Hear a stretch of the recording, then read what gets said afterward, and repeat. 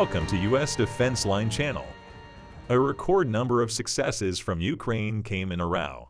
The rapid decline of Russia's military resources began to create an atmosphere of panic in the country.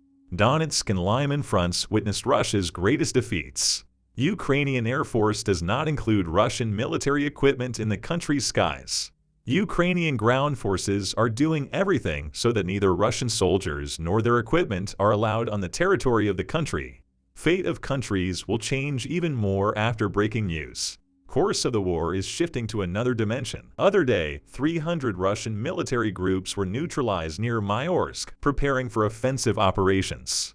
This was a serious figure in these days when Russia was in military trouble. This time, however, there was a move from Ukraine that resulted in a record number of losses. Ukrainian armed forces shook the country's agenda by neutralizing almost 1,000 Russian soldiers in just 24 hours.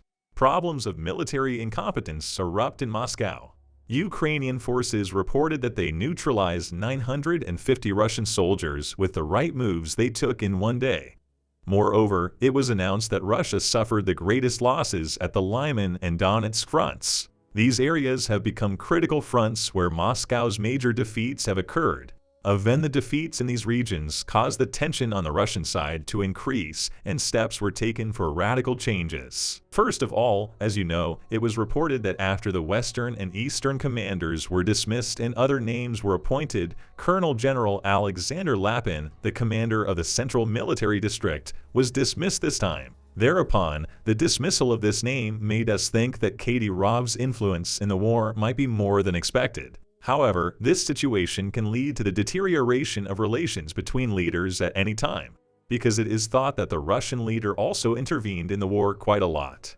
In the clash of ideas, inner turmoil can arise. Ukrainian armed forces destroyed one Pansy Res-1 air defense system and one Russian Tungusk air defense system. Russia is already dealing with serious inadequacies in the field of defense. On top of that, the destruction of military equipment in his possession increases the tension in Moscow even more. At the same time, it was reported that 57 Russian soldiers, 1 tank, 7 armored combat vehicles, many howitzers and mortar systems were neutralized in a short time even on the southern front alone. Ukrainian planes carried out 17 attacks against the positions of the Russian forces with accurate moves. It was announced that 3 of these attacks were made against the platoon forts, 3 against the air defense systems of the Russian forces, and 11 on the points where the Russian forces, their weapons and military equipment are concentrated. Fact that each of these moves hits proves that the Ukrainian units have gained serious experience in these matters. Ukrainian air defense systems also destroyed 2 Russian Orlan-10 unmanned aerial vehicles and an X-59 guided air missile in various regions.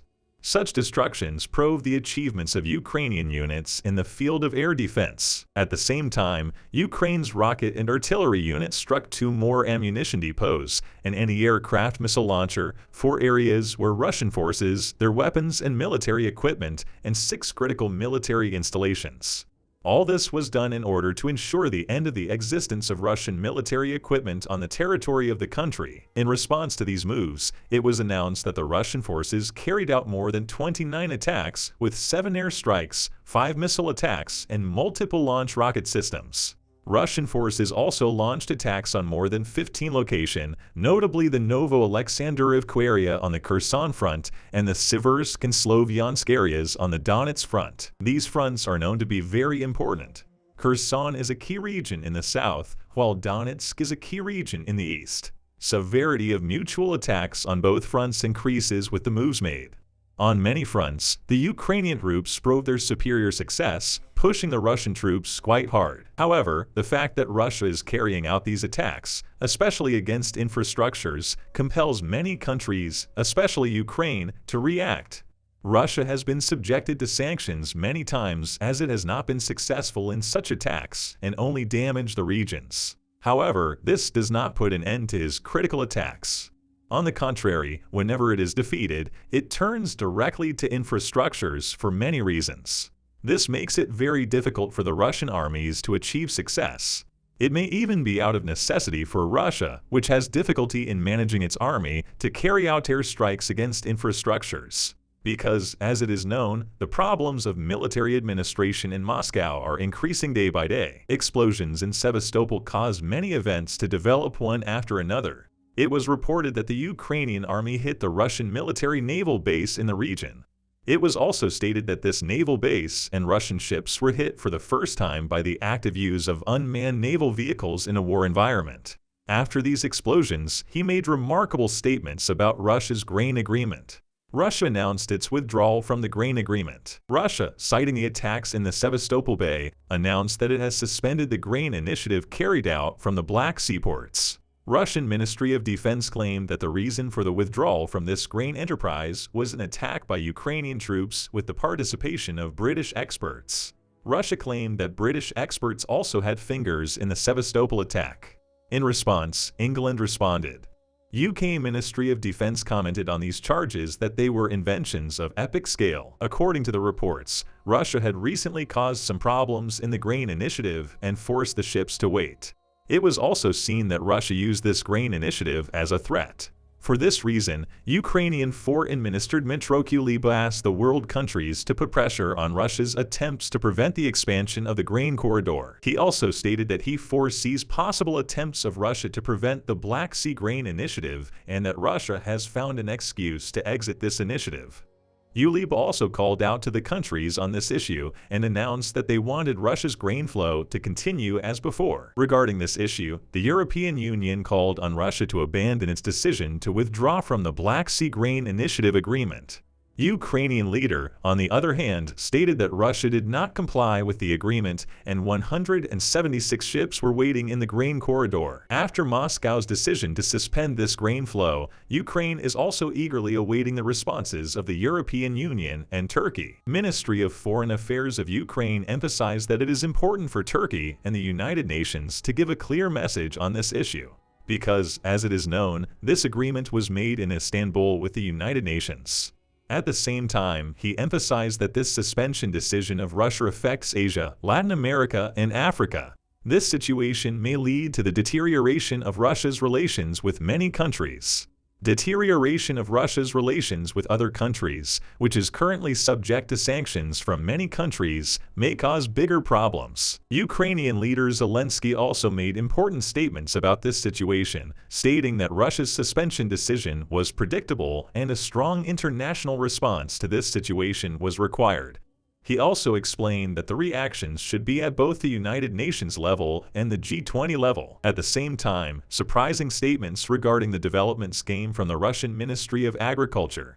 Head of the Ministry of Agriculture of the Russian Federation, on the other hand, announced that according to this year's harvest, Russia can replace Ukrainian grain and grain supply can be provided to the relevant countries at acceptable prices.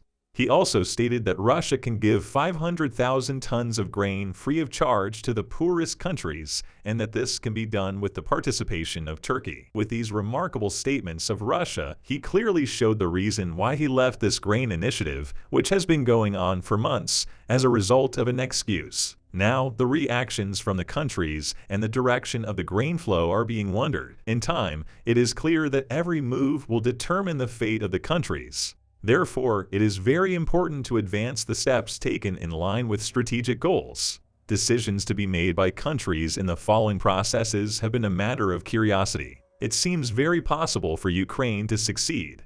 If Russia has to face further defeats, it will suffer even more because of the serious losses of military resources. Moreover, if sanctions are imposed from more countries, economic collapses and domestic turmoil will be inevitable. Russia needs to end its attacks on infrastructure in order not to cause more casualties. But as it is known, Russian troops usually start to concentrate on infrastructures after every major defeat. Since this does not provide region gain, it causes the use of military equipment in vain.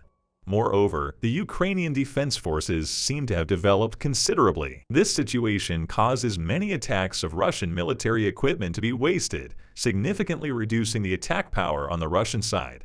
Now each move is more critical than the previous one. We'll see what happens in the next few days. We have reached the end of another video. You can support us by liking the video. You can easily follow new videos by subscribing. I wish you all a war-free day. See you.